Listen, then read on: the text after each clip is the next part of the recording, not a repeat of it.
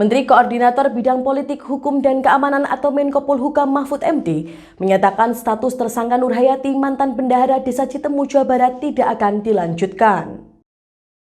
Nur sebelumnya ditetapkan sebagai tersangka setelah melaporkan kasus dugaan korupsi yang dilakukan ex-kepala desanya Supriyadi.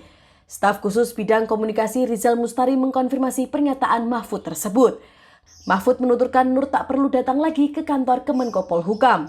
Ia menegaskan Kemenko Polhukam sudah berkoordinasi dengan Polri dan Kejaksaan Agung.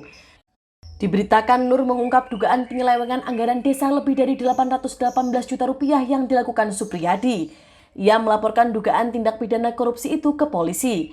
Namun selain menetapkan Supriyadi sebagai tersangka, Satuan Reserse Kriminal Kepolisian Resor Cirebon Kota juga menetapkan Nur sebagai tersangka pada akhir November 2021.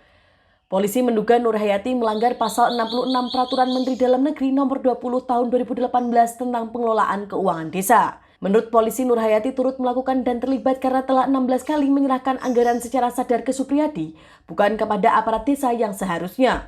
Kepala Bareskrim Polri Komjen Agus Andrianto mengatakan pihaknya berencana menerbitkan surat perintah penghentian penyidikan atau SP3 terhadap Nur Hayati.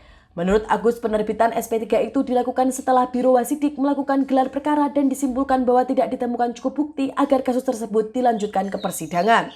Sementara itu, Kejaksaan Tinggi atau Kejati Jawa Barat melakukan eksaminasi perkara Nur Hayati dalam kasus dugaan korupsi APBDes Citemu, Kabupaten Cirebon. Kejati Jabar melakukan monitoring terhadap perkara yang ditangani Kejati Cirebon tersebut. Assalamualaikum warahmatullahi wabarakatuh.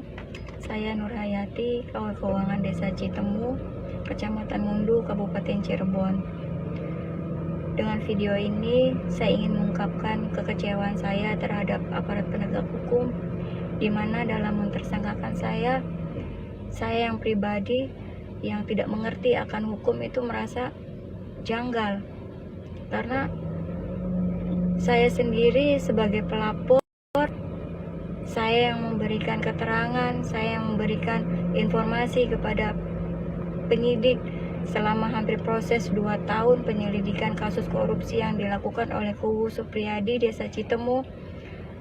Di ujung akhir tahun 2021, saya ditetapkan sebagai tersangka atas dasar karena petunjuk dari Kajari.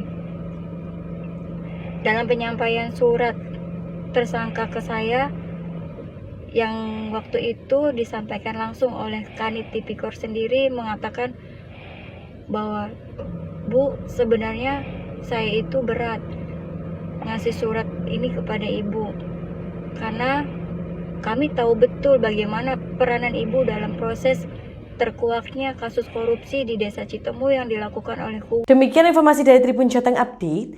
Saksikan terus Tribun Jateng Update hanya di channel YouTube Tribun Jateng.